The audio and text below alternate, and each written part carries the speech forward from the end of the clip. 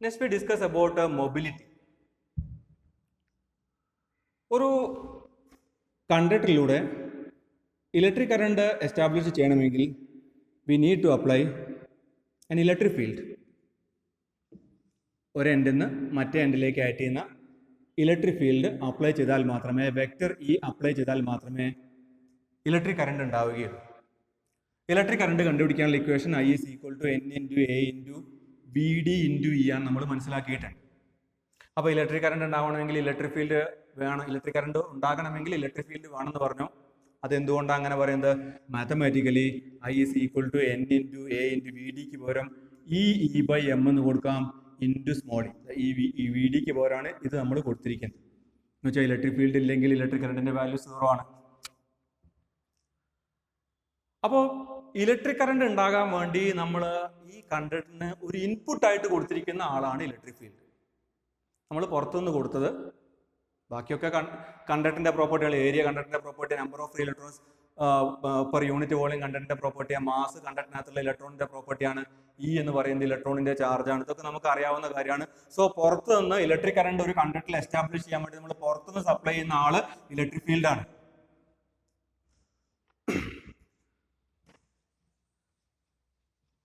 ഇലക്ട്രോണുകളെ ചലിപ്പിക്കാൻ, അതായത് വെലോസിറ്റി കൊടുക്കാനാണ്, ഇലക്ട്രോണുകളെ ചലിപ്പിക്കാൻ, ഇലക്ട്രോണുകളെ മൊബൈലാക്കാൻ, മൊബൈൽ എന്ന് വെച്ചാൽ ചലനമുള്ളത്, ഇലക്ട്രോണുകൾക്ക് മൊബിലിറ്റി കൊടുക്കാൻ, ചലനം കൊടുക്കാൻ വേണ്ടി നമ്മൾ അപ്ലൈ ചെയ്യുന്ന ആളാണ് ഇലക്ട്രിക് ഫീൽഡ്.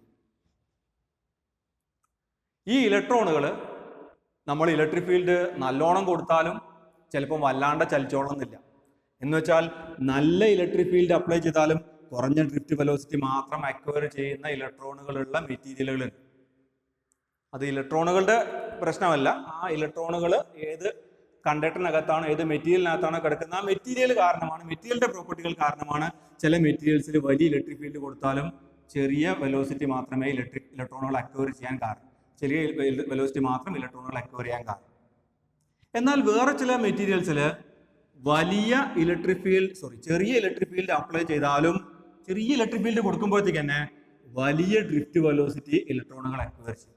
അപ്പോൾ രണ്ട് തരം മെറ്റീരിയൽസ്, ഒന്ന് വലിയ ഇലക്ട്രിക് ഫീൽഡ് അപ്ലൈ ചെയ്താലും അതിന്റെ ഫലമായിട്ട് ചെറിയ ഡ്രിഫ്റ്റ് വെലോസിറ്റി മാത്രം കൈവരിക്കാൻ പറ്റുന്ന ഇലക്ട്രോണുകൾ, മറ്റൊന്ന് ചെറിയ ഇലക്ട്രിക് ഫീൽഡ് അപ്ലൈ ചെയ്താലും ചില മെറ്റീരിയൽസ് അവയിലുള്ള ഇലക്ട്രോണുകൾക്ക് നല്ല വേഗത കൈവരിക്കാനുള്ള സാഹചര്യം ഒരുക്കി കൊടുക്കും.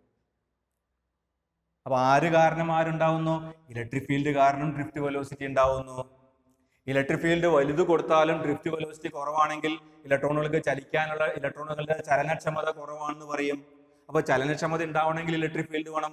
കുറഞ്ഞ ഇലക്ട്രിക് ഫീൽഡ് കൊണ്ട് കൂടുതൽ ഡ്രിഫ്റ്റ് വെലോസിറ്റി ഉണ്ടെങ്കിൽ ഇലക്ട്രോണുകളുടെ ചലനക്ഷമത കൂടുതലാണെന്ന് പറയും. കൂടിയ ഇലക്ട്രിക് ഫീൽഡ് കൊണ്ട് കുറഞ്ഞ ഡ്രിഫ്റ്റ് വെലോസിറ്റി ഉള്ളുവെങ്കിൽ ഇലക്ട്രോണുകളുടെ ചലനക്ഷമത കുറവാണെന്ന് പറയും. ഈ ചലനക്ഷമതയ്ക്ക് ഇംഗ്ലീഷിൽ പറയുന്ന വാക്കാണ് മൊബിലിറ്റി.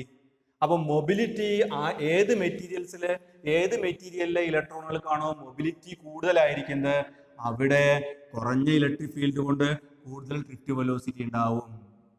ഏത് മെറ്റീരിയലിലെ ഇലക്ട്രോണുകളുടെ മൊബിലിറ്റി ആണോ കുറഞ്ഞിരിക്കുന്നത് അവിടെ കൂടിയ ഇലക്ട്രിക് ഫീൽഡ് കൊടുത്താലും കുറഞ്ഞ ഡ്രിഫ്റ്റ് വെലോസിറ്റിയേ ഉണ്ടാവുള്ളൂ.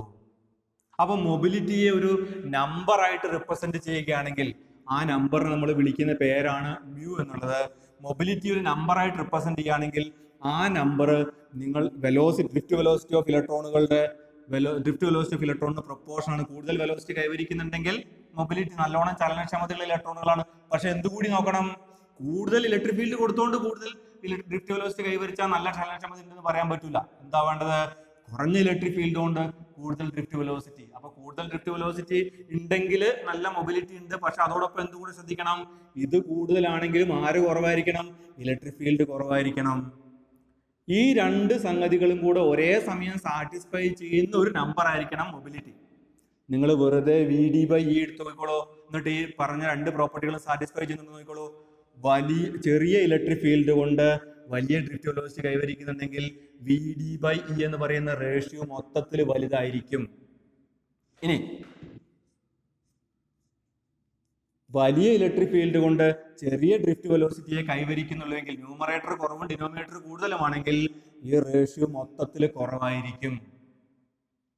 അപ്പം മൊബിലിറ്റി ഓഫ് ഇലക്ട്രോൺസ് കൂടണമെങ്കിൽ ഡ്രിഫ്റ്റ് വെലോസിറ്റി കൂടുന്നതോടൊപ്പം ഇലക്ട്രിക് ഫീൽഡ് കുറയും വേണം. കുറഞ്ഞ ഇലക്ട്രിക് ഫീൽഡിൽ കൂടുതൽ ഡ്രിഫ്റ്റ് വെലോസിറ്റി ഉണ്ടെങ്കിൽ നല്ല മൊബിലിറ്റി, കൂടിയ ഇലക്ട്രിക് ഫീൽഡിൽ കുറഞ്ഞ ഡ്രിഫ്റ്റ് വെലോസിറ്റി ഉണ്ടെങ്കിൽ കുറഞ്ഞ മൊബിലിറ്റി.